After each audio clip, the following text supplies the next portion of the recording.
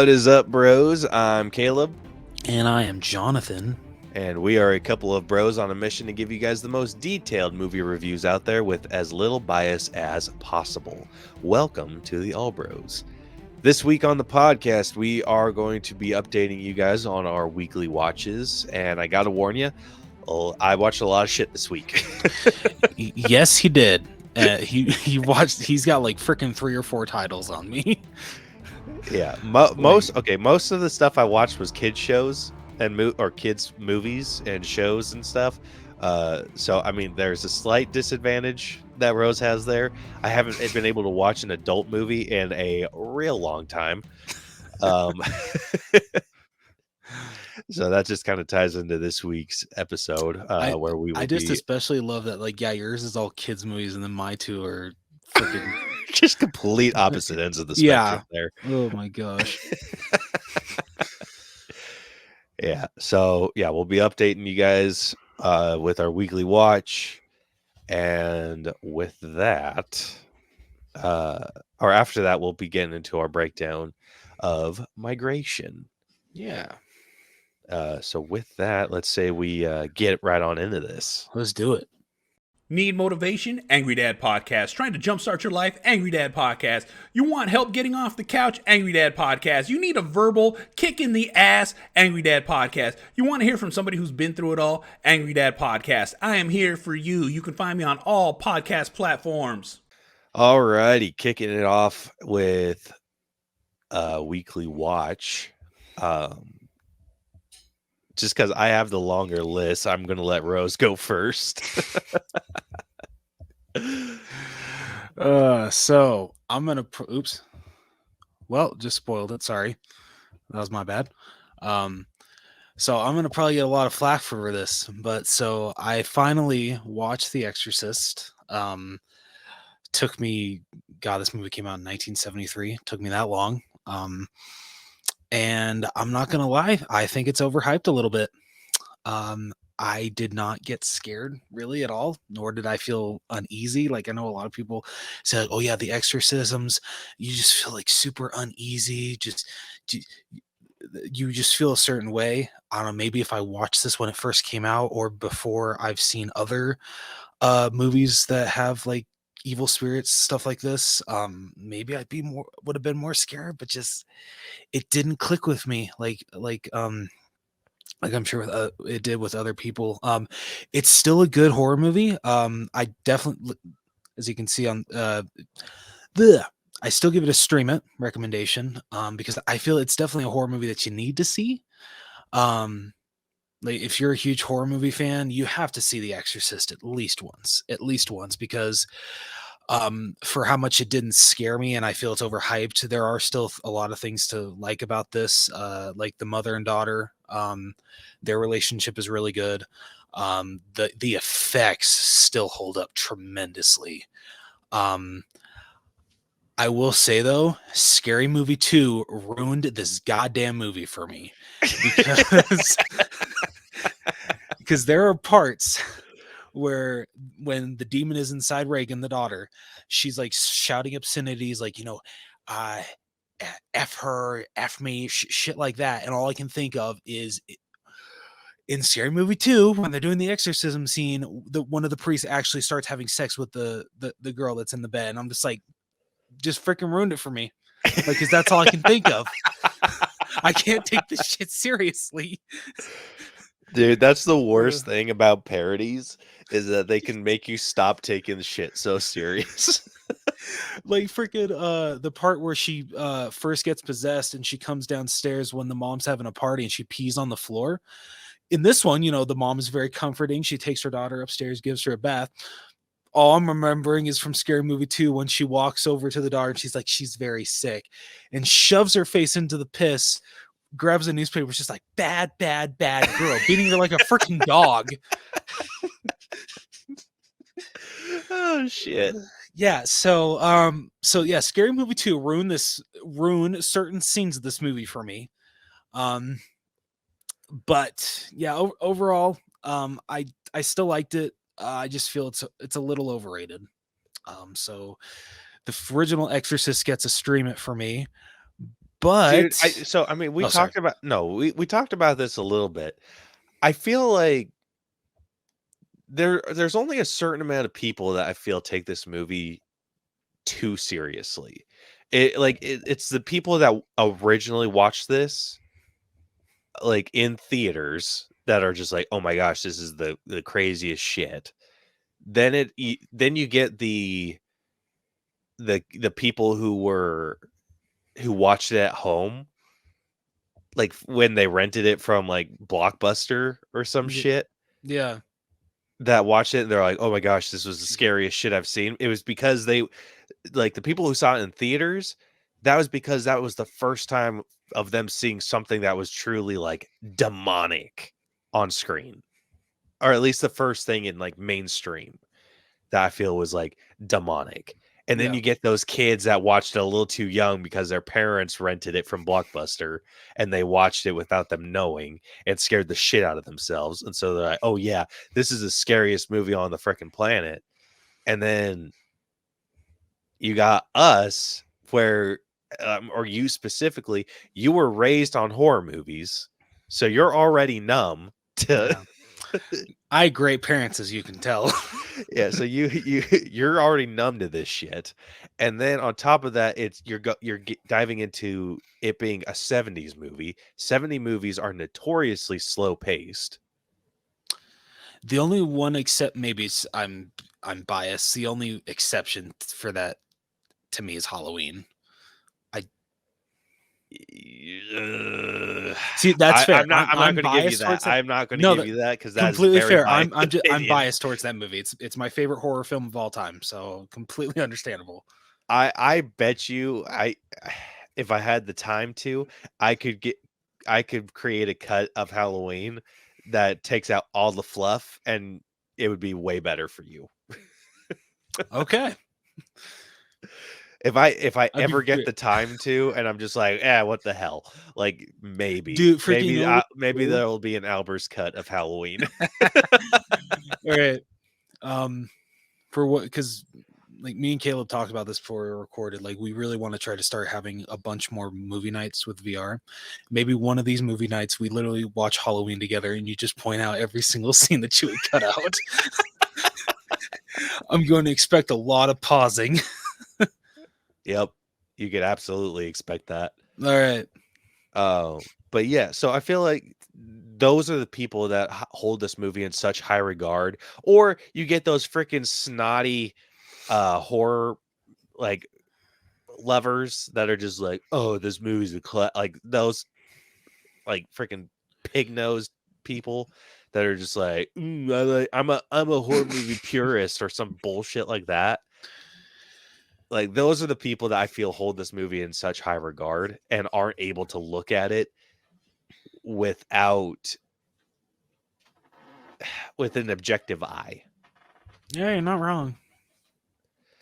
So that's what that's the weird place that I feel because I'll be honest, when you said that you were gonna like watch these, Yeah. I had a feeling you weren't gonna like the first, especially because I went and looked at Really? how old this one was. Yeah. So I was like, I feel like this one's gonna be a bit because you've never like I think I talked to Brielle about this too. I'm like, oh, Rose is watching The Exorcist, and she's like, oh, like you think he's gonna like it? And I'm like, I bet you he'll like the new one.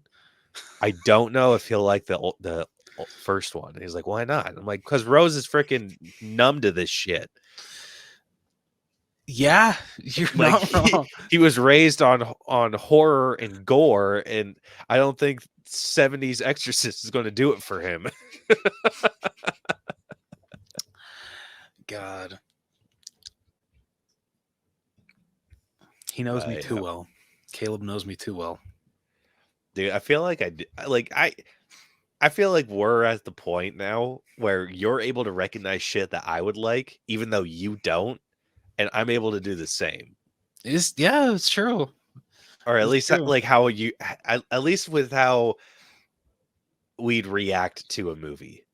I think Yeah. we're pretty able to like call out like, oh, I bet you'll react like this or you'll react like that or whatever the case may be.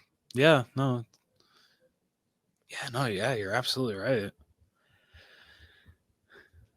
It's amazing what can happen when two people have been buddies since freaking junior high. How strong of a connection you can have when you're Yeah, still no best shit. buddies in your late 20s. God, I can't believe we're in our late 20s now. Jesus, Yeah, dude, we're almost 30. dude, I am 2 years away from 30. Please kill me. Oh man. Oh god. Okay. Don't want to think about that. Moving on. So, The Exorcist, stream it. Yeah. But the new one, The Exorcist Believer, this one gets a $5 Tuesday for me. I really had a great time with this one. I thought it paid what's the word? I thought it didn't disgrace the original. It added to it, to me for the better. The legacy characters that it brought back, even though, because I did some research on this movie, like I feel bad for the production of this movie because one, because I was telling Caleb this, so the director of the original straight up said, even though the rights were sold off, like he has no right to complain. Okay, he has a right to complain, but he doesn't have to be this much of an asshole about it. So before he shortly died, he told a buddy of his that, oh, the guy that directed the new Halloween trilogy is making a sequel to my original movie, my masterpiece. I don't think he said that, but he might as well have, The Exorcist. And I don't want to be alive during that. And so I hope I'm gone before that. And if there is an afterlife, if there is a spirit world, best believe that I'm going to haunt the ever living shit out of David Gordon Green. Like, dude, you are a petty asshole. Like, come on, dude. Like what was he afraid of? Was he afraid I that he was don't. going to ruin it, or I guess so. I guess he didn't like what David Gordon Green did with the new Halloween movies. Which, I mean, John Carpenter, he came back to produce the new ones. He added what ideas he wanted. He came back to do the music. I mean, nothing against John Carpenter. I know he comes back to these movies for a paycheck because he has straight up said that he loves when a Halloween sequel is announced because he literally can just hold out his hand and a check just freaking drops right in his hand. Which, I get it. Halloween is very profitable, but he's still not like an asshole about it. Where this guy was, and I feel David Gordon Green did a really good job adding to The Exorcist. It was a great idea, I think, to have it be two girls this time instead of just one. I will admit that one does get more attention than the other, but I feel that it's okay the way that it plays out, especially at the end. Because, dude, the freaking ending to this had me had my jaw dropping, and like I almost shed a tear because like it's freaking sad. Like I didn't expect David Gordon Green to go that direction, and freaking kudos to him for surprising me. And like I feel the reason I would give it a $5 Tuesday is one, I enjoyed it more than the original. But two, the actual exorcism, the freaking, oh my god, the shit that they put these two girls through is freaking, it's hard to watch. And I would have loved like just like seeing like their bodies, like the way that their like freaking makeup looked, their bodies being thrown around, just like I would have thought it'd be really cool to see this on the big screen, at least just for $5 Tuesday. Definitely not a full price ticket, but that scene especially definitely would have been worth going on discount Tuesday. oh man, I don't know if I could have done that, dude. Yeah, dude, I don't blame you. Like some of the some of the scenes, I'm just like, oh my god, like they freaking upped it, like how the girls look possessed and like just so like gritty from the original, like so well. It's like it's unnerving sometimes how the girls look, and especially in the face. Especially Dude, I told you, once they disform the face, I'm done. that's fair. Oh gosh. Like I said, I know this movie apparently like it wasn't a critical success. It was a financial success, grossing over 130 million on a budget of 30 million, even though I still don't understand why the rights cost $400 million to acquire for The Exorcist. I don't think it's worth that, in my opinion, but whatever. So I know that, they still haven't made their money back. And apparently even if they wanted to cancel the other two, they're locked into a trilogy. So they have to do it. When they bought the rights, it was a planned trilogy, so they have to go through with it. And there is talks that David Gordon Green might not even come back for the next two to direct them, which makes me sad because I freaking love what he did with this one, and I want to see what else he can do with two more. Like how I felt with the Halloween films. I like as much hate as I'll talk on Halloween Ends, even though it's grown on me. I really enjoy David Gordon Green's directing style, and I love what he adds to these franchises. Like I loved what he added to the Halloween franchise and Michael Myers. So I really enjoy what he's doing with The Exorcist so far, and I really want to see what else he can do. So yeah, Exorcist Believer, in my opinion, way better than the first, or maybe not way better, but at least no, I'm going to be ballsy. I'm going to say way better than the original. And it gets a $5 Tuesday. So that is what I watched this week. Noise. All right. I'm just going to wrap it like more or less rapid fire through mine. Because like I said, I watched a bunch. So the first one, we rewatched the Flintstones. Oh man, dude. This is a gem. This is not one that I feel would be worth seeing in theaters, so this is why I'm giving it a stream it. But there's a lot about this movie that's really fun. John Goodman is a great Fred Flintstone. And I love like just the practicality, the sets that they were able to build. Like they're freaking crazy. Like it is insane what they're able to do, and all the prehistoric related humor is hilarious. Like I love that shit. And this movie, it moves quickly, is what I'll say. It's almost too fast. Like it doesn't give you too much time to let shit like sit with you. So it's very quick. It is really freaking quick. Like I want to see just how long the movie is. An hour and a half. Yeah, that doesn't feel like enough time to like fully absorb this movie. I still find it crazy that we got a Flintstones live action movie before we got a Scooby-Doo live action movie. Well, I mean, this was released in the 90s, so I mean, I don't know, just I can buy it. That's fair. I don't know, just basing what was popular for Hanna-Barbera in like the 70s and 80s, Scooby-Doo outperformed Flintstones 2-1. So but it's also how do you accurately portray Scooby-Doo with 1990s effects? They were barely able to do it with Dino. Yeah, that's a good point. And the only reason they were able to is because Dino was such a comedic look, or not a cartoony looking character. So they were able to turn that into like, I mean, they did use special effects. Like there's some stuff where it looks like Dino's running in the air and then like charges Fred and whatever. And that stuff's very heavily CGI. But any of the stuff where he's like just sitting around or like little movements here and there, stuff with his face, that's all animatronic. And so there's like you can't do an animatronic Scooby-Doo. Yeah, you got a point there. So I think that they waited for the perfect time to do a Scooby-Doo. Yeah, that's fair. And oh god, the cast was so perfect that I can't argue with you. Yeah. Dude, you want to know what blows my mind? Why haven't we seen a live action Jetsons? Dude, seriously.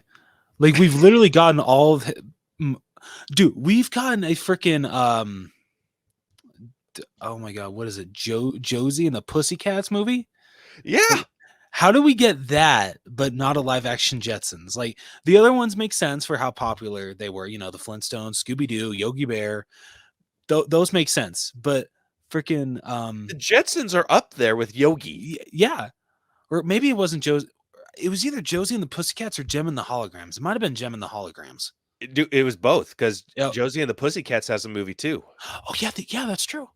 So yeah, seriously. Like I know the Jetsons got an animated movie, but yeah, where's the live action Jetsons movie? Did they really? Yeah. Oh, you didn't know that? Like a recent one or No, not a recent one. No, this Oh. came out like freaking like the 90s, I think. Oh, 1990, the Jetsons movie. Yeah. Okay, that doesn't count. No, I agree. It does not. Yeah, I mean that's the same animation and everything. That does not count. Yeah. But yeah, I mean, I'm just all of the Hanna-Barbera properties that we've gotten. Why aren't they touching the Jetsons? I mean, dude, not like let alone. Let's just set aside the fact that we haven't seen a live action version. Why haven't we seen an animated version? You're not wrong. Like we freaking had a freaking Hanna-Barbera universe practically in with Scoob. True. And we didn't see freaking anything from the Jetsons. That's bullshit. I love the Jetsons, and I'm bummed out that we haven't gotten anything from them. And honestly, I feel the 90s would have been peak Jetsons. So it looks like they tried to do it. So it says Paramount Pictures tried to film a live action version of the Jetsons around 1985, but the project never got far into production. The idea for a live action Jetsons movie was later abandoned by Paramount because the special effects budget would be too expensive, the set ideas would be complex to design and manufacture, and a bunch of cast members turned down starring in the film. And I guess it was never picked up after that, or it was never touched again after that. That sucks. That royally sucks. Yeah.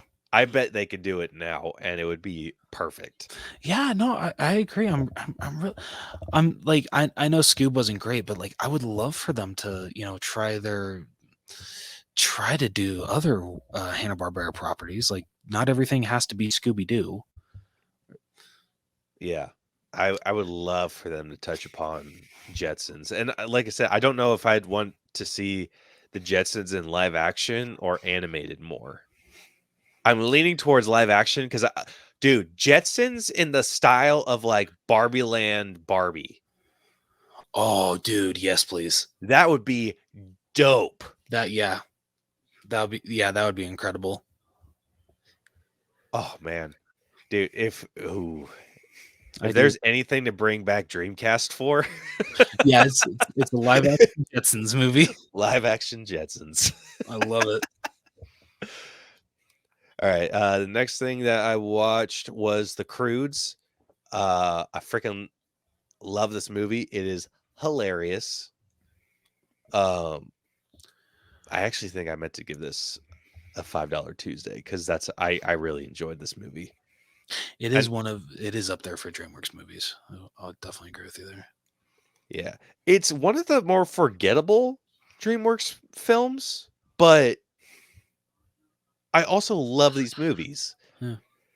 Like it's weird to say because it's like I have nothing against this movie. Like rewatching the original, I thought it was just as funny the like whatever time I've gone through it as it was the first time.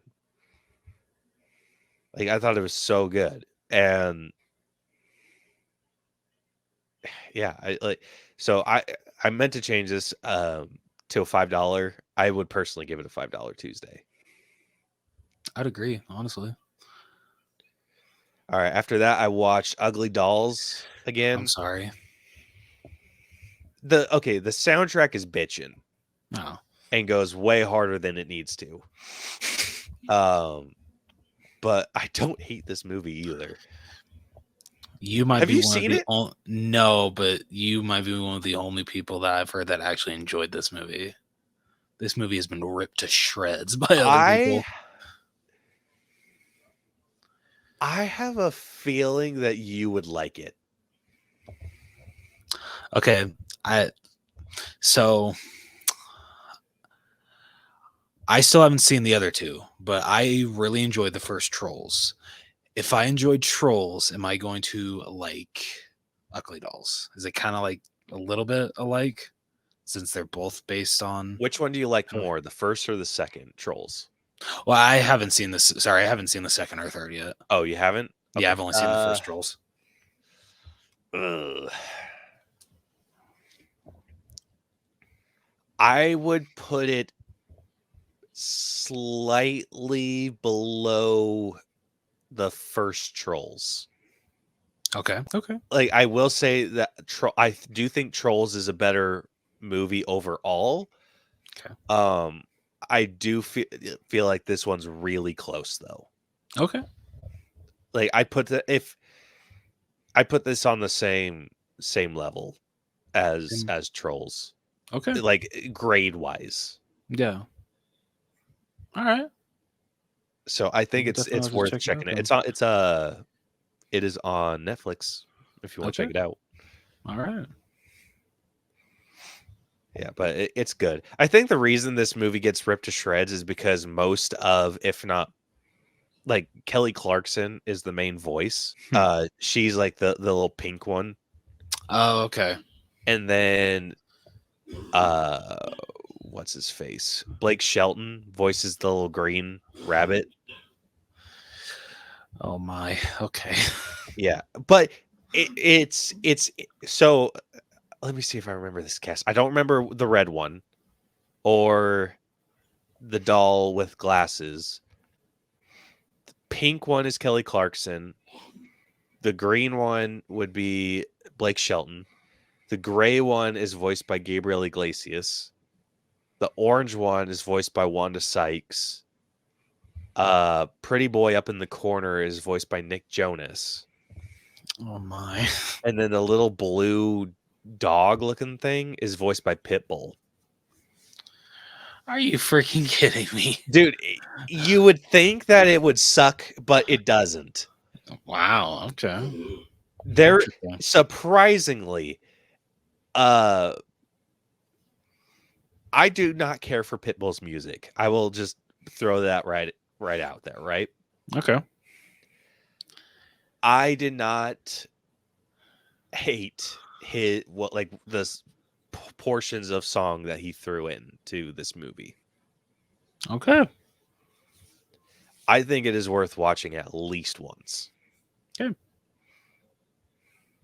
I will add it to my list. Yeah, I'd say slightly below. Yeah, slightly below Trolls. I'm trying to think of another musical. The Sing movies I put up there with like World Tour. So you like Trolls 2 better than Trolls? Yes. Okay. And then, like, if I had to order Trolls and Sing, I'd say Trolls, then Sing, then World Tour, then Sing 2. Wait, is that from bottom to top or top to bottom? Bottom to top. Okay. Yeah. So Okay. Ugly Dolls would be like right below Trolls, but like I said, barely. Okay. It'd be one of those like maybe barely 1% difference films. Yeah. Okay. Like, they're really close in quality. I'm glad we're in agreement that Sing 2 is like the rare sequel that is better than the original, and the original is freaking amazing. So Yeah. I'm trying to compare it to like another musical though.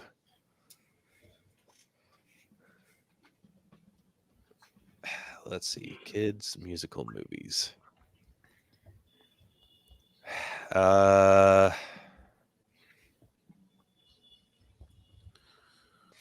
Okay, I would say it's above Rio.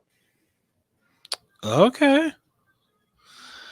Ooh, freaking dude, I remember when back in high school, like me, Sammy, and Sierra, I think it was high school. Yeah, like me, Sammy, and Sierra, especially me and Sammy, were freaking like obsessed with that movie. Yeah, so great movie if you get a chance to watch it. Okay. Oh, Like if you're ever needing something, like definitely check out Ugly Dolls. okay. All right, the next one, we rewatched Storks. This movie is funny, dude. Dude, yeah, this is one of the funniest animated films I've ever seen. Like, doesn't get enough love. There are so many jokes in this that are like my favorite, and I can't like I freaking I freaking love them. Like when we first get introduced to Tulip, and the junior, he keeps calling her like, oh, like, excuse me, Orphan Tulip, and then he keeps calling her Orphan Tulip, and she's like, oh, it's just Tulip, Orphan hurts my heart. It just Oh shit like that, and like the little kid just being like, um just like fleeting moments, precious memories. With his dude, like the jokes in here are freaking rock solid. Even the character that freaking pisses me off, the little pigeon, like even his shit's funny. Yeah. And so yeah, I freaking love this movie, dude. But this is not one that I would go see in theaters again. This is definitely one that's better enjoyed at home. So I'm gonna give Storks Stream It. Even though quality or like humor alone, I'd say is easily a $5. But I think just taking everything into consideration, yeah, I'd put it as Stream It. Excuse me. Then I think this is the last one. Yes. Okay. So Iris has recently started watching Miraculous Ladybug, or The Adventures of Ladybug and Cat Noir.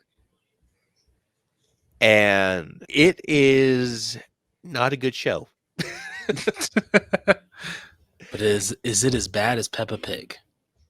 No. Okay. I will put this above Peppa Pig. Okay. I will say it's more like cheesy anime for kids. All right.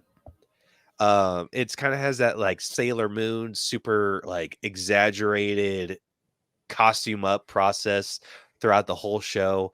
I mean the action's cool, I guess. Yeah.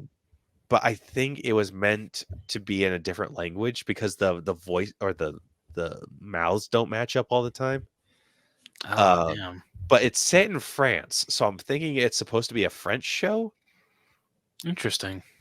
All right. Yeah, I mean the setting and the concept are interesting, but yeah.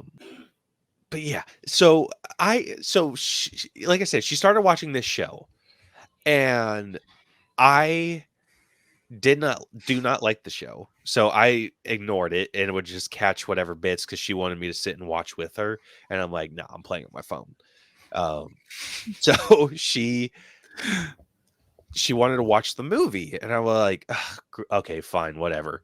So I turn on the movie. She crawls up and like is laying with me, and so I start watching the movie with her, and the movie has no business being as good as it is. All right. The movie is a freaking banger. So it's a musical. It has musical elements to it, which it does not tie into the show at all. Oh, okay. The show is not element based. It's more like Creature of the Week type situation where so there's a bad guy. Like, let me just give you the premise of the show. Okay.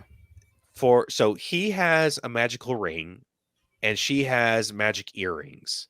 They activate them and they gain these superpowers for X amount of time. If they have this like ultimate power that they can use, but if they do utilize that power, it like drains their battery on their whatever you want to call it.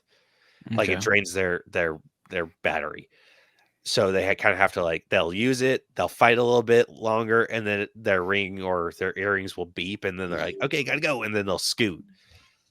What's interesting about this is that neither of them know who the other is. Interesting. but they are like Okay. in the real world. Yeah. But they have to like fight together because their powers are stronger together. So it's really interesting, but it's weird Nice. because it's like they're also friends in the real world. Huh. Okay. So they don't know. So it's weird because it's like they're friends. They don't know who each other's alter ego is, but they're also friends as superheroes. Huh. It is the craziest shit, and Seriously. but I love it. And so the show just kind of plays on that, and I feel that it does it better. So they turned like a mystical element to it, where there's these things called these miraculous, or it's a thing called a miraculous, and it gives them certain powers. Okay. One of so his dad ends up being the bad guy in this movie.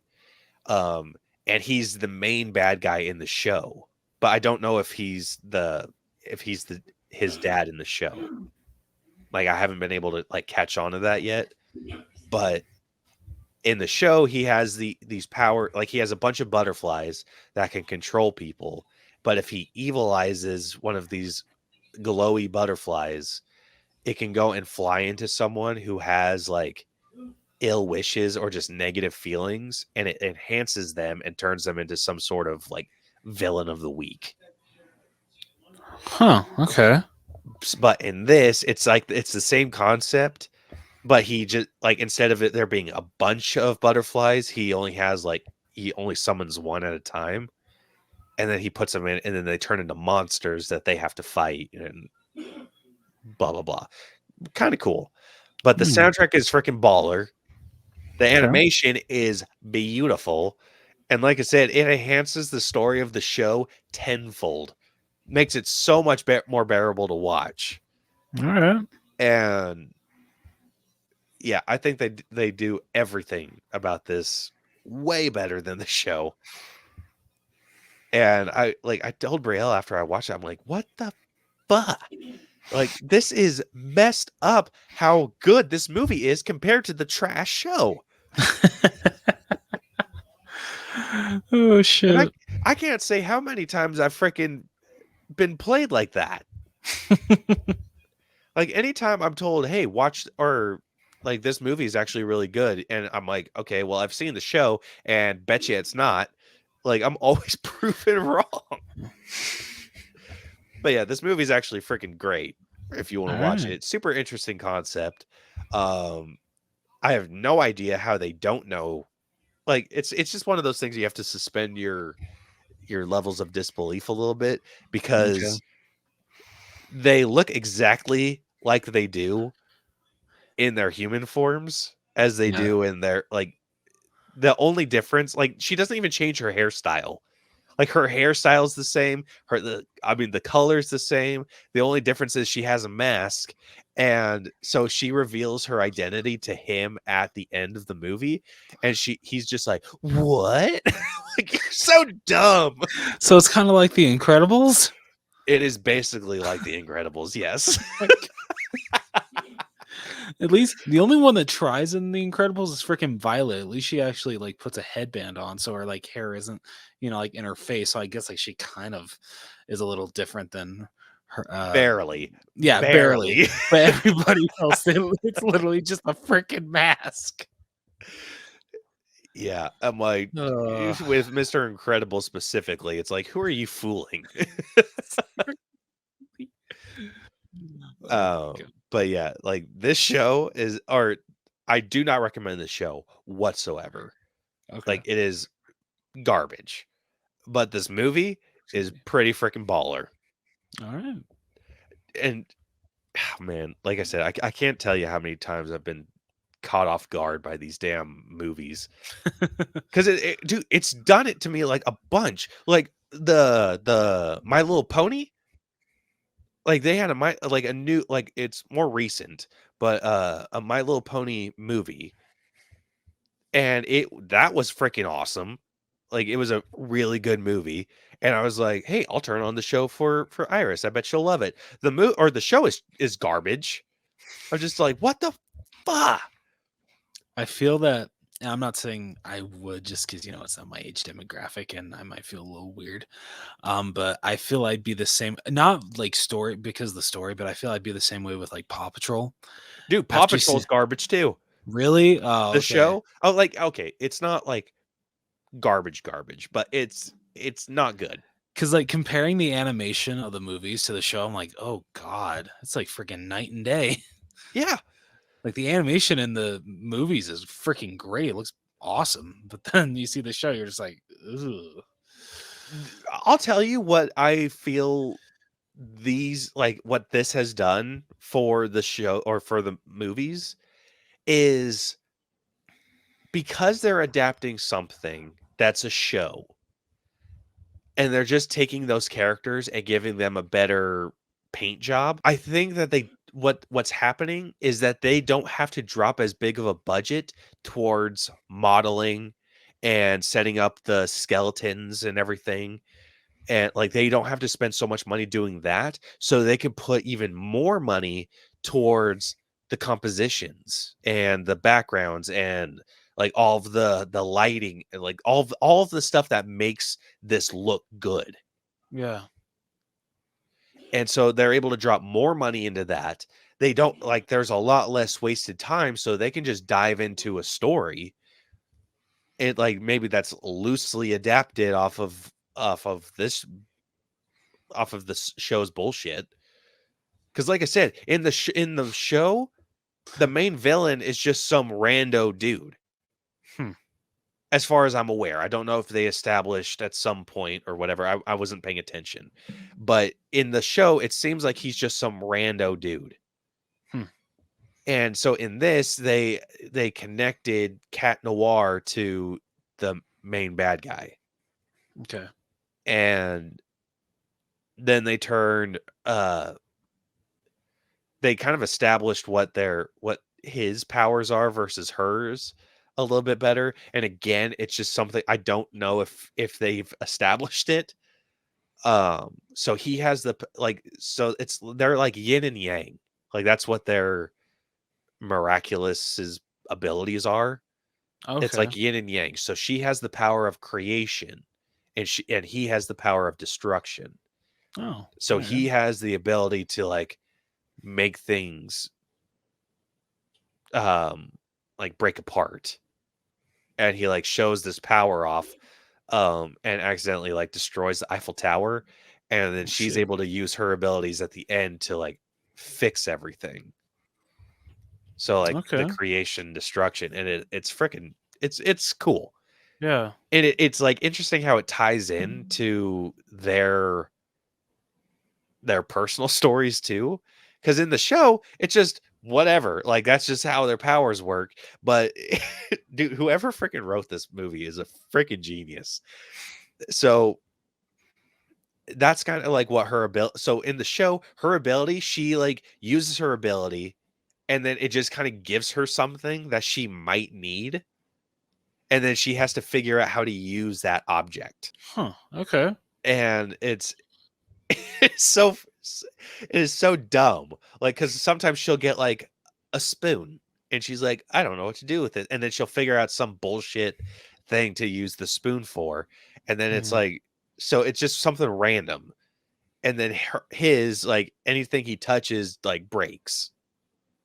Okay. And so they adapted that to the whole destruction and creation. And so she's Hmm. able to, like, because, like, the final battle, like, basically levels the city. And she's able to, like, build it back up after he's basically like destroyed it fighting his dad. And then their personal lives, he's trying to like tear down his like sadness, Yeah. where she's trying to build up her confidence. And I'm like, there's destruction and creation again. I'm like, God damn it, what the hell is this movie? Oh man. It messes with me on a level I do not care for. Oh shit. because like it's just like I started stewing on it after, and then of course Iris, being a freaking 3-year-old, wants to watch it a billion times. So I actually ended up watching this 3.5 times this week, Damn. and I was taking something from it each time I was watching it. I'm just like, God damn it! Oh shit. Like I said, this movie has no business being as good as it is. But it is. So I actually really liked it, and I would absolutely pay to see this in theaters. I love it. Even though it is a Netflix movie. So yes, I will be giving Ladybug and Cat Noir the movie a $5 Tuesday recommendation. As much as that freaking kills me. Oh shit, I love it. Yeah, I had to save that one for last because I had the most to say about this damn movie. I can see that.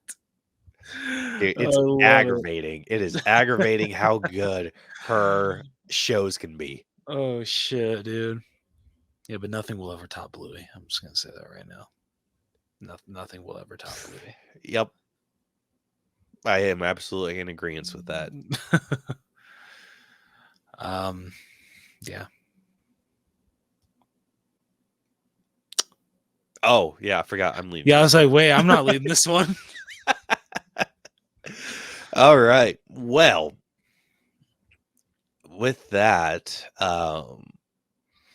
let's say we finally get into this week's episode. Let's do it. All right.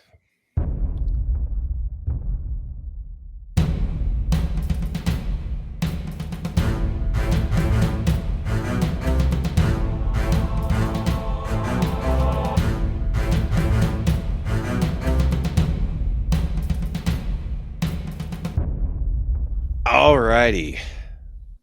Getting into this week's breakdown, we will be breaking down migration. Unfortunately, I once again forgot the question of the week, so we do not have any responses for that to go over.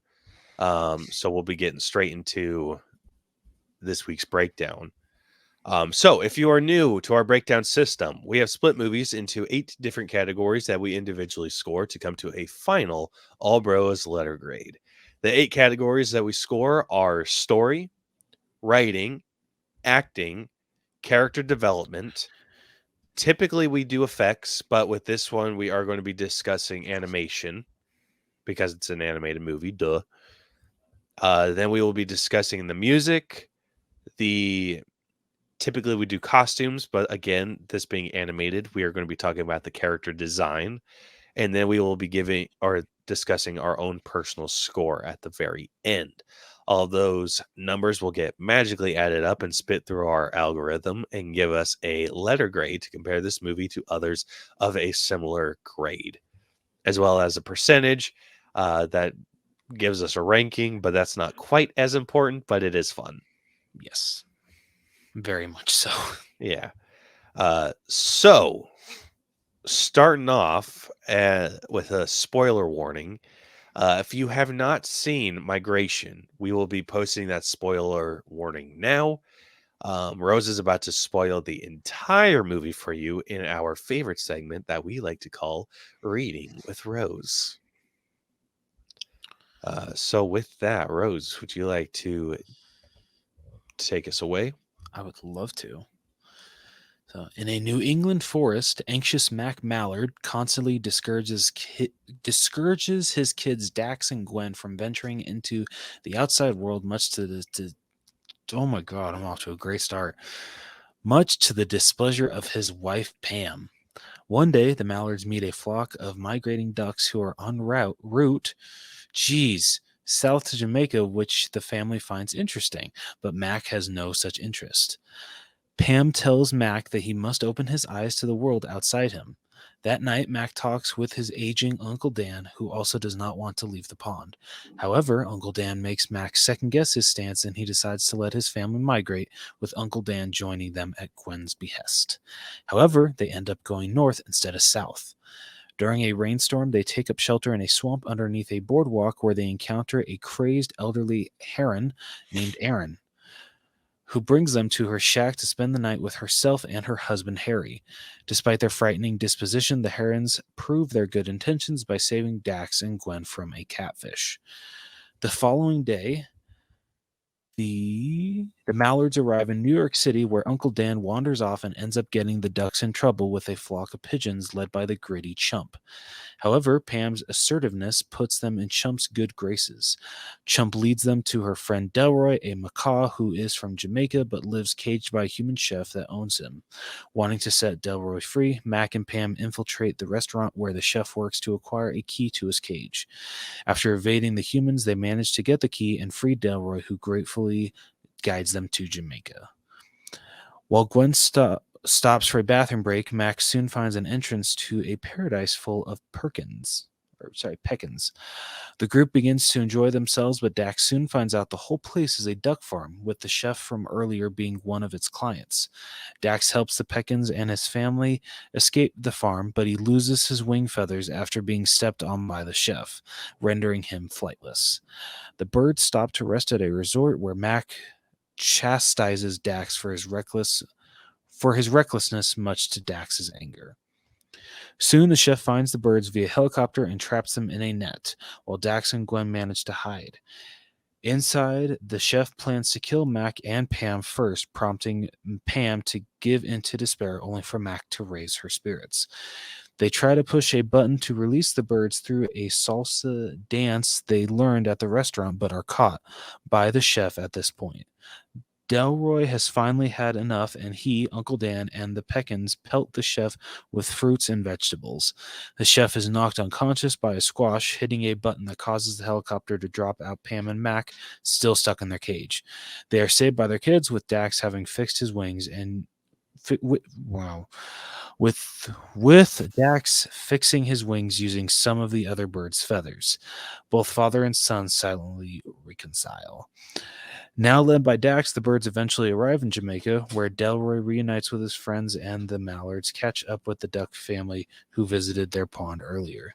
The following spring, the family is about to head for home when Max shows them a group of penguins trying to get to the South Pole. Which that was a great. I loved that. I love that they acknowledge at the end that they're like, we created a monster.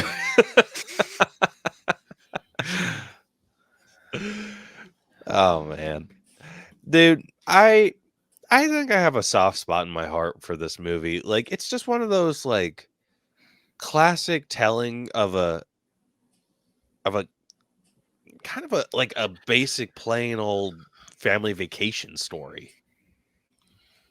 Yeah, that's good. Yeah, that's a good way to put it. There's nothing too original about this, but I feel like that works in its favor, and it's just letting you experience the personality of this family. Yeah, exactly. It's an animated movie that plays it safe, but it, like you said, it works in its favor. And because the story is simplistic, you get to know these characters, I feel, on more of a personal level, especially the core family. Just getting to know this father, son, daughter, and mother family, I freaking loved from beginning to end. Their dynamic was fantastic, and when right before the credits started rolling, when you see where each character ends up, you're happy with it. Yeah, you really are. Yeah, you definitely do. It's unfortunately, I'm going to say that the story is going to be one of the weaker aspects of this film, because I feel like this is very character driven, not really story driven. Yes, I definitely agree with that. Yeah, so it's like I said, it's definitely on the weaker side. It is very plain Jane.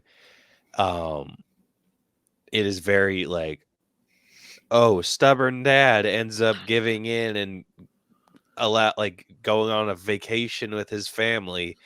hijinks ensues, but they end up making it to where they're wanting to be, and then the dad's like changed his tune, and he's like, "Yay, vacation! Like, let's go do more." And like, there's nothing. There's like ultimately, there's nothing too original about it. Yeah. Like, it kind of feels like. I mean, I can name a bunch of movies that do. Most of them are holiday movies, but Dude, I would have laughed my ass off if the first song that started playing and the credits rolled, Holiday Road. Holiday Road. I I would have was half expecting that. I would have laughed my ass off. I'd be like, Yeah, well, like- music just bumped up a point for me. Yeah. Shit. Yeah. Unfortunately, this is one I don't know if it's even cracked the 80s for me.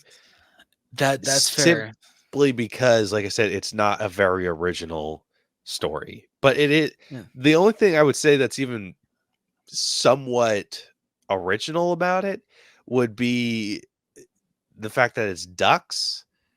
But there's this other movie on Netflix that I forgot to add to my weekly watch.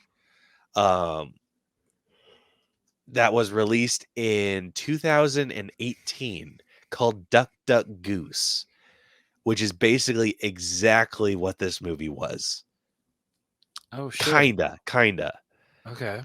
So the biggest difference was it was geese instead of ducks in Okay. Duck Duck Goose.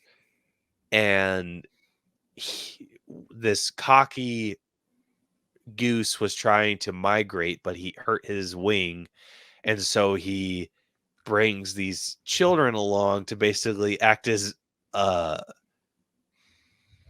not necessarily bait, but because he felt like he knew it was dangerous to get to this safe haven without flying.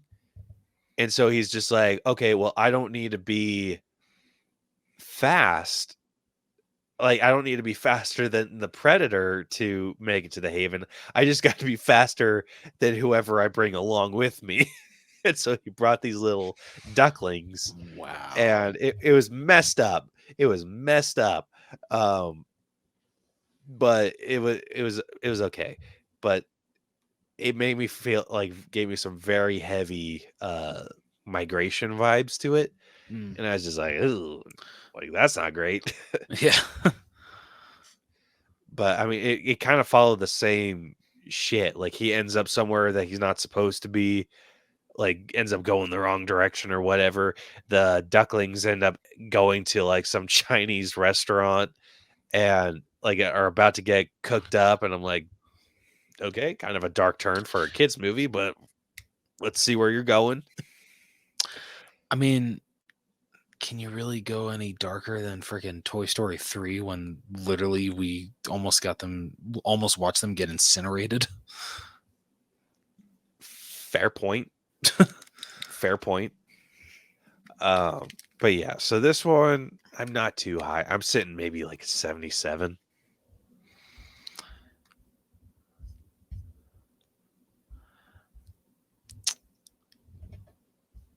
You know what? I was gonna be like, I think I'm just gonna be 1 point lower than you at a 76. Fair enough. All right. Next up we got writing. This wasn't half bad. It wasn't. I will admit, like with the family, you definitely get a lot of stereotypes in there. You get the little sister that embarrasses his brother. Embarrasses her brother, especially around his crush. Get that kind of stuff. But I will admit, it led to some really. It led to some laugh out loud moments for me, because the part where freaking Gwen straight up's just like, he thought of you when he was sleeping, to the bird that Dax has a crush on. I laughed a little too loud. It's like, okay, that was good. That was good. I don't think anybody else laughed. I was the only one in the audience that laughed. That's Like, what's messed wrong up. with you people? That's freaking hilarious.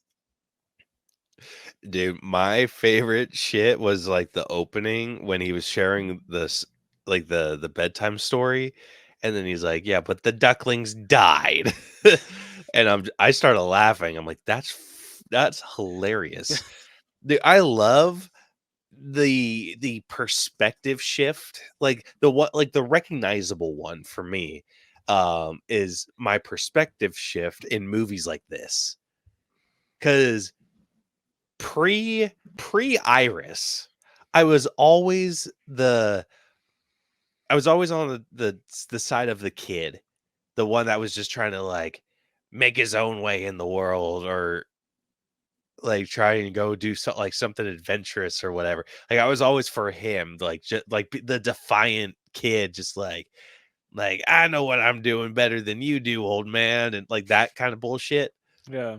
And as soon as Iris was born, I started noticing my perspective shifting, and I was just like, no, you don't know better.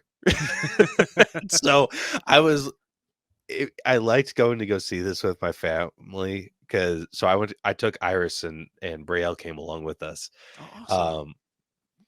But I started laughing because I'm just like, yeah, like there's a lot of dangers out in the world for a duck. If you find a safe haven, you just freaking stay there, bud. And then it's like I also um understood the perspective shift that he had when his crazy uncle was just like, yeah, I've never left here in so and such years, like I'm super happy, like I'm here all alone by myself without my like immediate family, but like at least I'm safe. And he's just like, I gotta get out of here.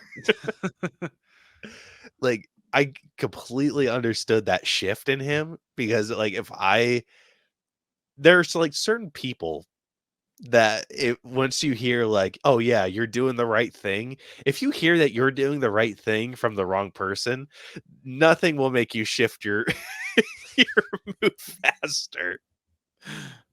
And that's exactly how I felt. I'm just like, yep, he just got his point of view confirmed by the wrong person, and was like, guess what we're doing? The opposite. So I found that to be like super funny. Trying to think.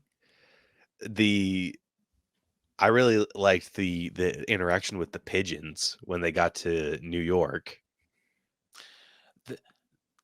That was good. I mean, we'll get to this with voice acting, but I thought that Aquafina, even though everyone thinks she's annoying, for the most part, I feel that all of her roles, her voices fit with it. I feel this one especially. Definitely fit way more with this than Scuttle. Dude, Scuttle was a bad decision. Yeah.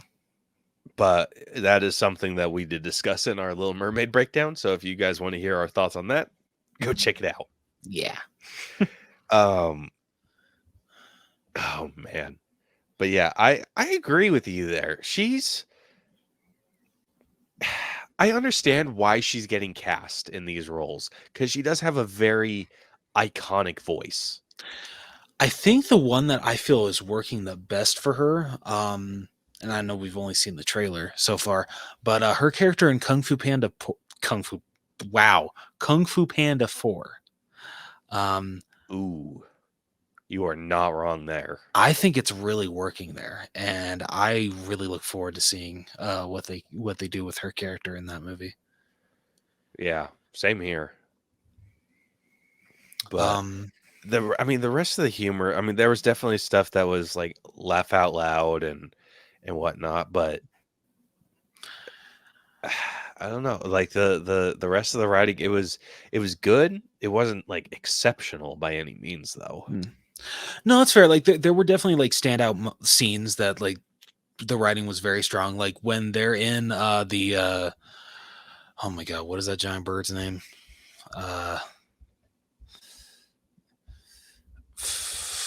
Like the parrot? No, it wasn't the heron.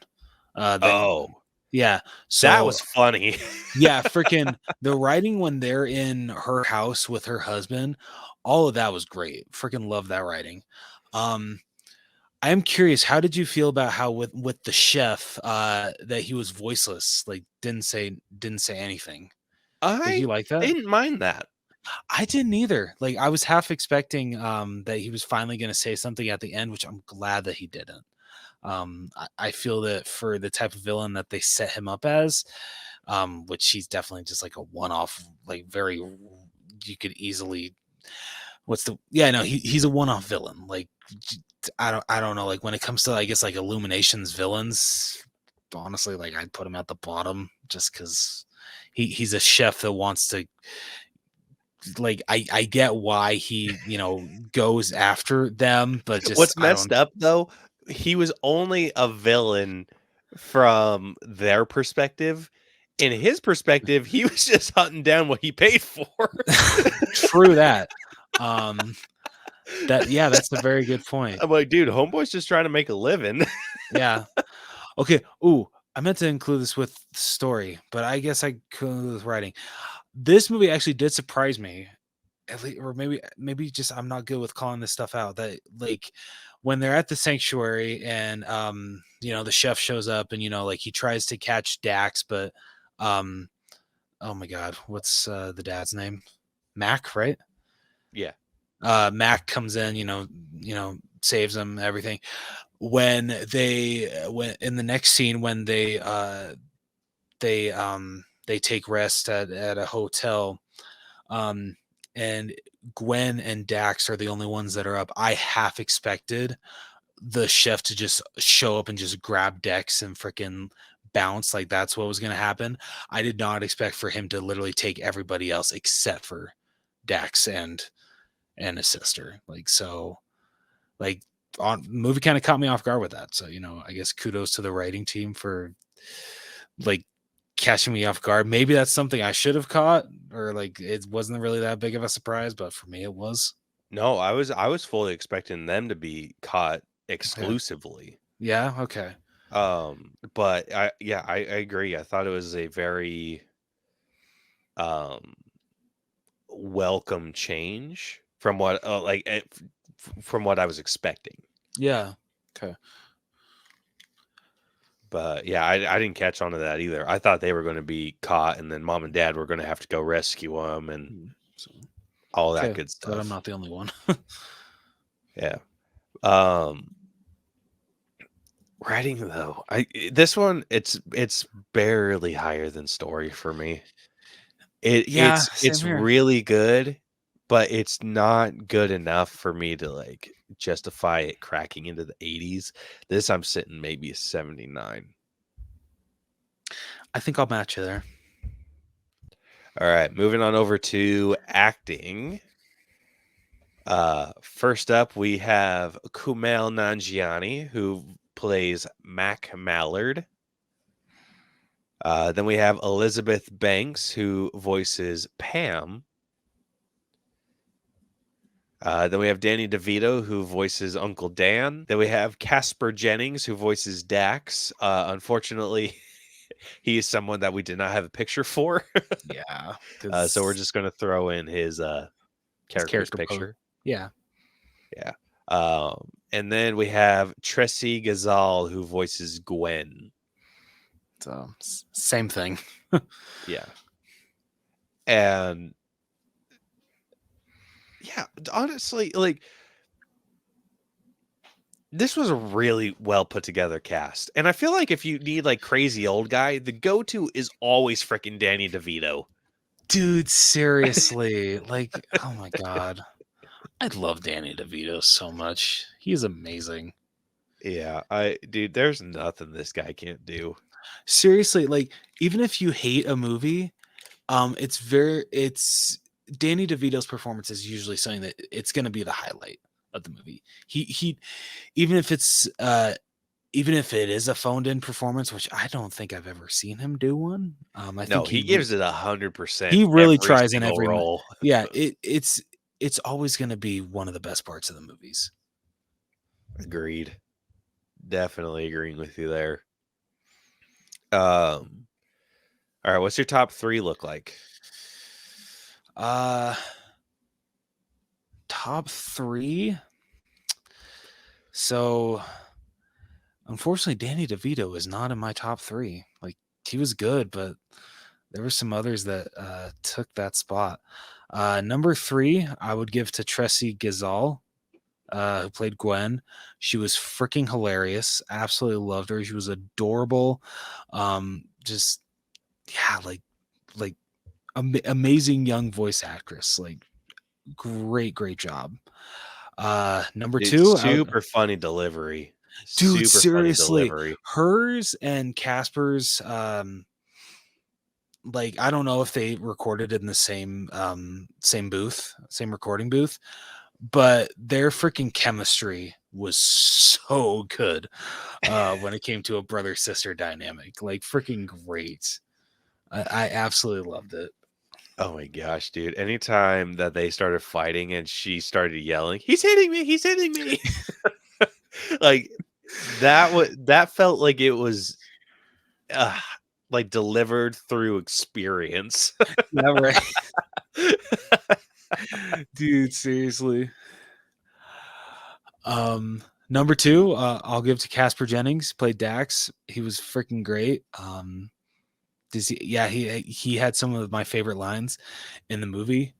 And just the whole situation with him trying to impress the one girl bird from the flock that flies in, tries to get them to go to Jamaica, and his sister just chiming in with that freaking comedic gold and like some of the best parts of the movie. I absolutely loved it. But then number 1, I got to give to Kumail Nanjiani, played Mac. He was fantastic in this. Honestly, I think he needs to do more voice acting because I think he does too. he did a great job here. He does a great job of being a worried parent. He's funny when he needs to be. Um, just yeah, all around great performance from Kumail. Like, I mean, Dude, honestly, I feel he can never do anything wrong. He's a great actor, and he really should do more voice acting. dude, do you want to see him in easily? He is a very underappreciated actor. Dude, He seriously, like, have you seen The Big Sick? no, I haven't. Holy It's on my balls, list. dude. Yeah, Holy balls.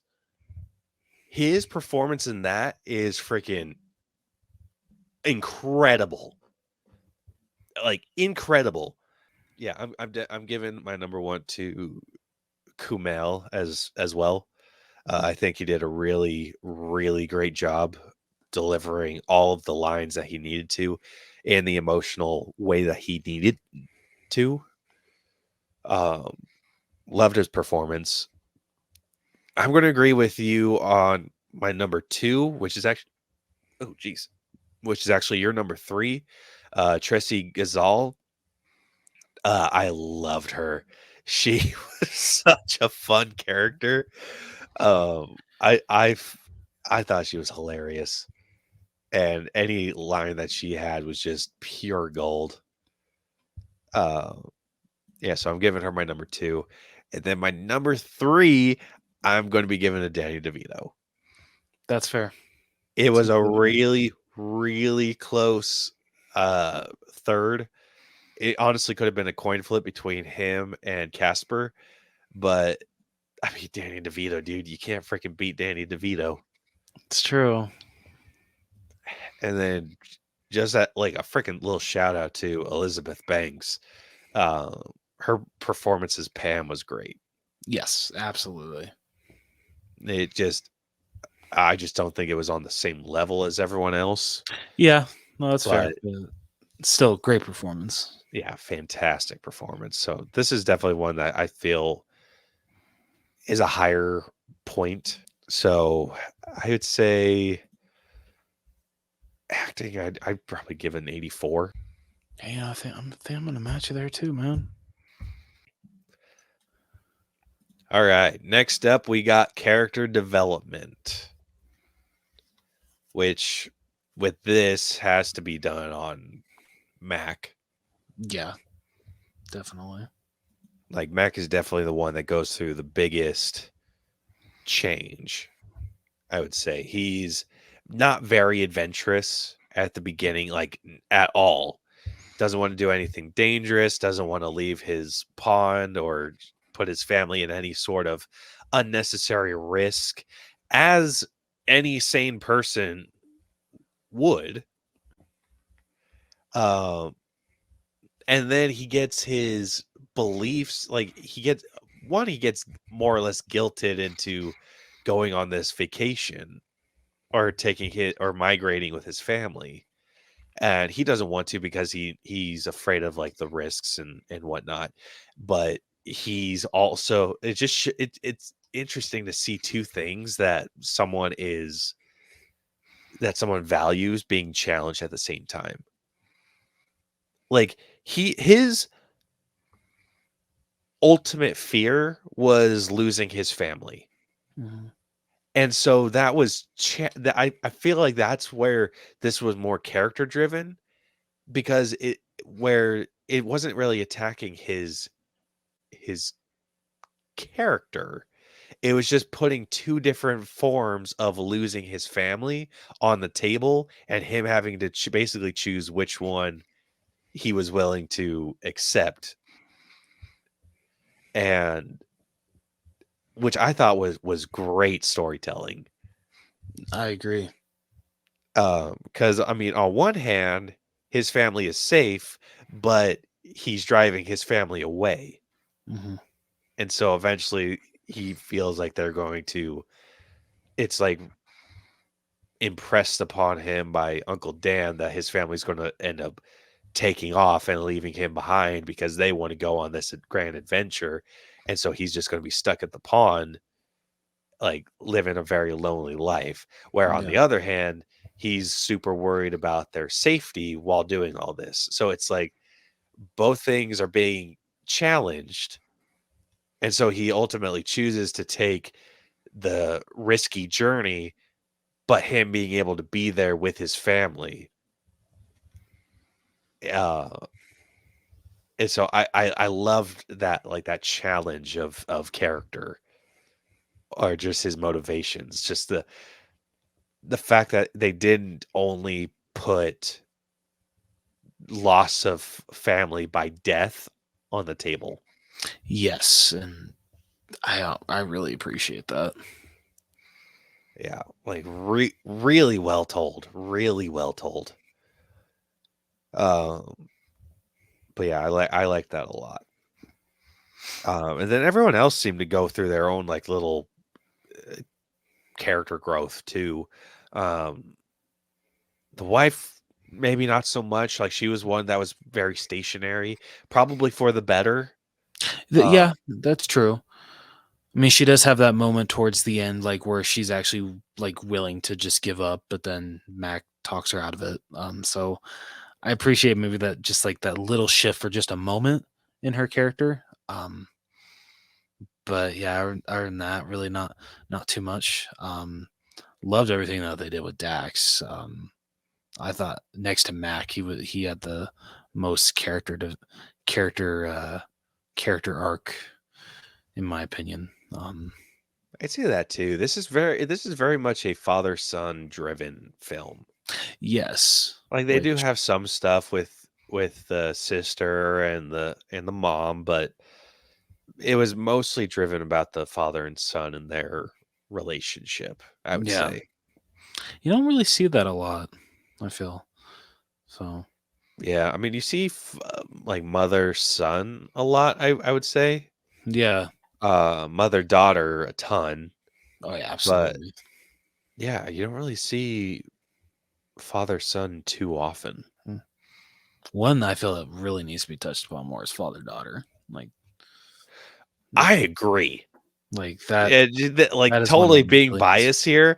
Yeah, that needs to Every be right touched to be upon biased way because yeah, more. that really needs to, because yeah, that is something that you don't see a lot in the media, in movies, TV shows, and needs to be out there more because it's amazing, the connection that a father and a daughter can have. It's a beautiful thing. So Yeah, dude, I feel like a majority of the father-daughter relationships that you see And I know that there's probably better ones out there, but most of them are just like, oh, my daughter's growing to a woman. I can't handle it. And blah, blah, blah, blah, blah. Like, it's freaking bullshit. Yeah.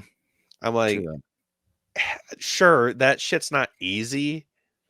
Like, I can't imagine it being easy, but it's something that you kind of have to get over. Mm. And oh my gosh, dude. Funny enough, the scene that really like exemplifies that for me i- is funny enough from The Big Bang Theory. Really? Yeah, there's a scene where it just kind of like plays into what the father-daughter like cliche relationship is, and it's sad. It's where freaking Penny is talking to Leonard's mother and talking about how she was kind of like her father always wanted a son, and so they were like she was raised playing catch in the front yard with her dad, but like when she got older and stopped or and like got her first training bra, he stopped playing catch with her, and it was I'm like, dude, Damn. that like that blow like that's but yeah, and yeah, I was for whatever reason, that's the scene that like sticks out and is like super cliched for me. And so yeah, I want something that's like father-daughter driven. Yeah. That's not like concerned about and this is something that maybe it's just I'm excited to see how father-daughter relationships grow. Mhm. Like as I get older, just so like to see if I can relate to any of them a bit more. But yeah, I think father-daughter needs to be touched on a lot more in film. Um, but yeah, so I mean the side characters for sure are definitely the daughter and the mother. Just Yes. so there's more character driven moments between father and son here. Absolutely. Um, but I mean the stories aren't bad. No, They're not at all. again, it's one of those it's slightly cliche, but I think it's done well enough that it does keep you very interested and you can pull things from like the life lessons that these characters learn. Yeah, no, I agree. So where are you sitting with character development? Um, I think I'd probably be like slightly lower than my acting score. I'd still be in the 80s though. So I think I'm gonna be at like I think I'll be at a solid 80.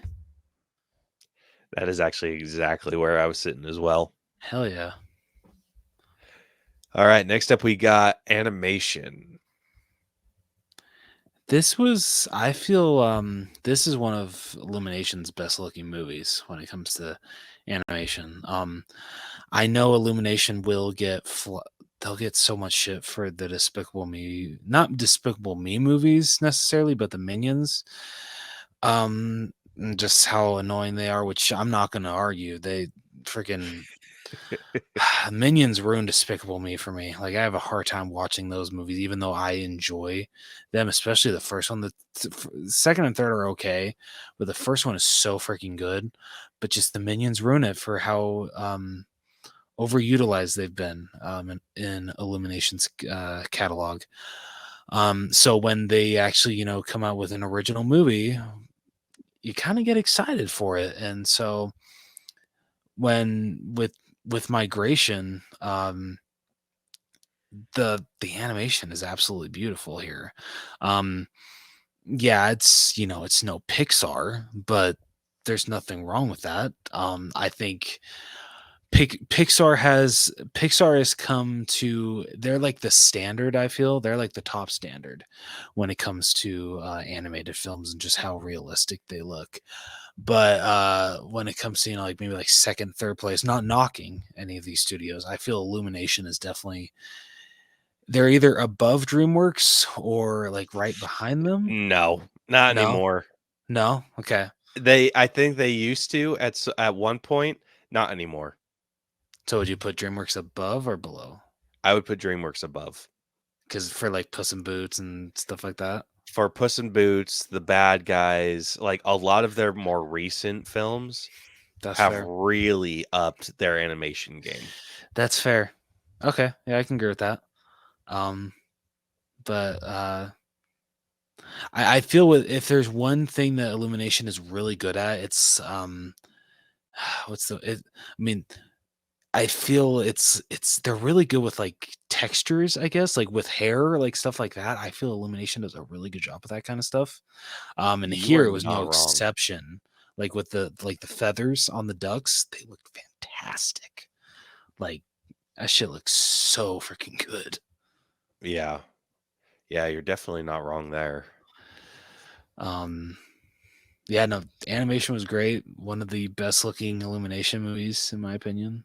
So Like for the scenes that they were showing, and I'm just talking like in general, like I feel like they could have given us a lot more atmospheric feels. Like I'm just kind of got like more or less comparing to like how Mario's introduction to the Mushroom Kingdom was. That looked stunning. true, yeah, true that. But this wasn't quite on that level. That is fair. I think that they were missing some lighting elements in this. More Yeah, like okay, got a point there. some of that dynamic lighting. Like I Yeah, think some like really good shots would have been like that, like from a shot from them from like underneath, where they have their wings extended with like some sun rays like shining through their feathers. Like I think that would have looked really good. Like fair enough. I think they were just missing some like really like engrossing shots that would have just amplified this movie a ton. That's fair. Fair enough. But other than that, I mean, the animation was okay. It's not my favorite in the world, but No, same here. it was okay Mm. for sure. Definitely like one of the high points here. Absolutely. I don't know about you. I'm personally around. I was going to give it an 87. I think I'm leaning more towards an 88. Just feeling nice. Yeah, like yeah, dude, I'm feeling the same way. All right, next up we got music. I mean, nothing like super special here, I feel. Like the Yeah, ending not song really. that they had when the whole family was dancing in Jamaica, that was cool. That was a That was good a pretty song. good song. I Yeah. like the song when they were taking off from the pond. Oh yeah, that one was good too. Good one too. Yeah, it's just I don't think they picked any songs or had an original enough score for it to just really get like captured in your mind. Yeah. No, I agree. There weren't any songs that I'm just like, ooh, I got to find out what that song was so I can add it to my Spotify account. Yeah. So unfortunately, I think this is one of their weaker categories. So I'm probably sitting around a 7. Yeah, that's what I was thinking too. All right, next up we got character design. I mean, considering that this is a movie that is solely based around ducks, I feel with what they could change. I mean, because there's really not a lot you can change. You want it to, really look like a duck, close to what that type of duck is. And so maybe like the little changes that they would make, like making him a little more distinguishable, like what they did with Uncle Dan. Characters like that. I feel definitely added to the designs and made them. I don't want to say a little more fun to look at, but just I guess I don't know. I feel like they added personality to the faces. There we go. I like There, that. like Uncle Dan, just I mean, had that like rundown look. like all the faces had that original face, and they're very distinguishable. Yeah, that's Which true. if like I've always said with costumes, you want a good silhouette.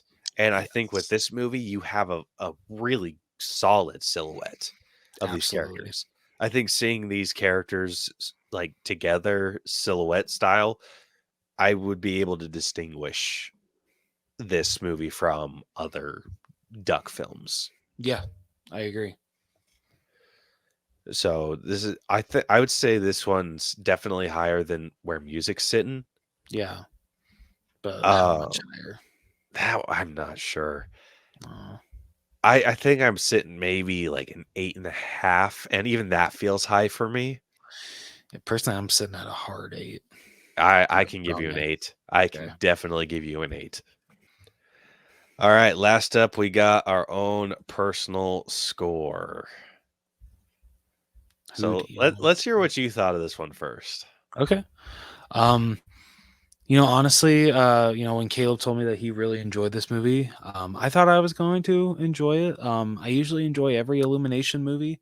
Um, the only ones that I haven't enjoyed are the Minions movies, and the Lorax, but we don't talk about the Lorax.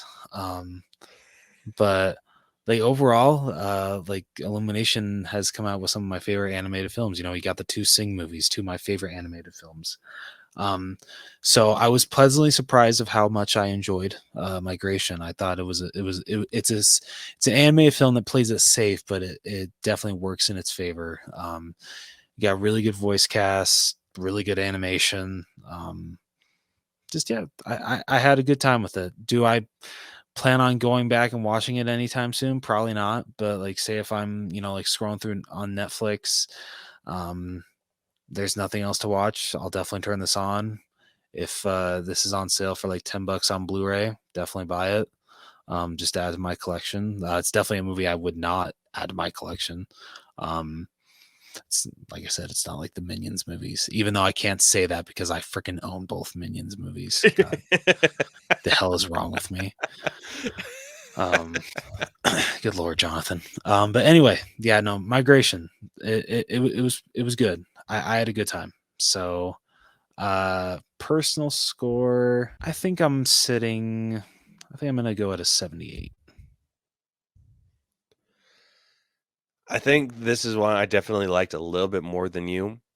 Um, I had a really good time with the family dynamic. Again, I came out of this thinking that it was just kind of a plain Jane movie, but it was the personalities of the ducks that really sold this movie for me. Um, Again, I really related with the dad and his motivations and everything kind of along those lines. So I really dug that. So I think I'm going to be giving my personal score in 83. All right, fair. Yeah. All right. So with that, going through our scores real quick, starting off with story, we ended up at a 76.5. Writing ended up at a 79. Acting is sitting at an 84. Character development is sitting at a very sturdy 80. The animation was the high point of this movie, sitting at an 88. The music is sitting at a 7 out of 10. The character design is sitting at an 8 out of 10. And then our personal score ended up averaging out to an 80.5. So, with that, the final All Bros letter grade for Migration has come out to a B minus. All right, not bad. Yeah, a little on the lower end than I thought it was going to be. Yeah, Um, I was kind of afraid it was gonna be approaching C plus territory, but I'm glad that it's still in the B area. yeah, I was kind of afraid of that too. I'm definitely glad that it didn't quite reach that level.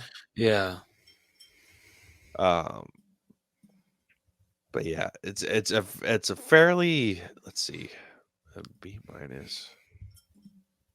Okay. Sorry, I had a hard time finding that one. No, you're good, man. I was going to say, holy shit. All right. Yeah, so it is sitting at an 81.62%. So it's definitely on the weaker end of our B minus because our cutoff for a B minus is 80. Oh, okay. And so this, I mean, so it's it's barely sturdy, or I mean, it's got that full percentage gap. Yeah. So I mean, it works. It works. So yeah, 81.62%. So going through the movies that we have broken down before and comparing this, this is everything that I'm about to list is also a B minus movie. So Migration is sitting below The Matrix Reloaded, like barely. So this is a 0.04% difference. Wow. Damn. Freaking nuts. Seriously. Yeah. It is sitting below Birds of Prey and the Fantabulous Emancipation of One Harley Quinn. All right. It is below The Bad Guys. Okay. Wow. I can give it that. Yeah, that's fair. It's close though. Like they might as well be on the same level. I mean, they basically are. They're both B minus movies. Touche. But it's a 0.2% difference, and I'm like, yeah, I got you. I got you. All right. Let's see. It is also below Indiana Jones and the Dial of Destiny. Okay. Which I did rewatch that one during Christmas with Brielle, and I will agree with that one. All right. It is also below Star Wars Rogue One. Okay. Yeah, I can agree with that. Yeah. And It Chapter 2. Okay. Yeah. Going the opposite direction, it is sitting above The Chronicles of Narnia, The Lion, the Witch, and the Wardrobe. Damn. Yeah, it is sitting above Peter Pan and Wendy. Yeah, I can definitely agree with that. It's sitting above Deadpool 2. Oh shit. Oh damn. Okay. Oh my gosh, dude, that's one we need to re-explore. Yeah, I agree. Like it's this. There's not many that I feel are just like totally undeserved, but Deadpool 2 and Scott Pilgrim are ones that we need to go re-explore because I recently rewatched Scott Pilgrim. Fantastic. Yeah. Yeah. Should we So save Deadpool 2 leading into Deadpool 3? To then just be I say yes. Yeah. I Okay, absolutely say yes. Cool. Okay, cool. Yeah. So Deadpool. Yeah, Deadpool 2. When Deadpool 3 comes out, we will do a rescoring. Yes. And then maybe we'll break down the first Deadpool. Yeah, there we go. Perfect. Yeah, so yeah, that one needs a rescoring real bad. Let's see. It is also above Dune. Yeah, I'm cool with that. Dude, I think the thing that killed Dune more than anything was our personal scores. Like it's a beautifully made movie. Like it's like I can understand like seeing that on the biggest screen possible. Like the movie is gorgeous, but it is so freaking boring. It very much is. And I am dude, the only reason I want to go see part 2 is because Timothée Chalamet really won me over with Wonka. Dude, right? Yeah, same here. Same I'm here. like, you bastard. Oh man. All right, it's sitting above Top Gun. Okay. I can agree with that. And then it is sitting above the 1993's Super Mario Bros. Yeah, definitely agree with that. Way above, in my opinion. Yeah. So that's where it ended up scoring. Hell yeah. Not too bad. Yeah, not too bad at all. I like that it's on the same level as The Bad Guys. I like that. Yeah, same here. I thought that was a pretty good. Like, I'm trying to see, like, there's not very many other like animated movies that are in the B- range. The biggest one being The Bad Guys. But let's see if there's any. Oh, Ron's Gone Wrong is in the B- range. All right. Yeah, not much else. That's the only other animated movie. Oh, that's not true. Chippendale Rescue Rangers is in there too, in a B-. Should be an A. I'm just kidding. I'm just kidding. Alrighty. Well, with that, I believe that wraps up this week's breakdown. So with that, unless you got anything else to say about this movie, I got nothing. Go see it. Yeah, definitely go check this out. So if you like this episode, want to check out more of our stuff, be sure to follow and subscribe to us wherever you listen to podcasts.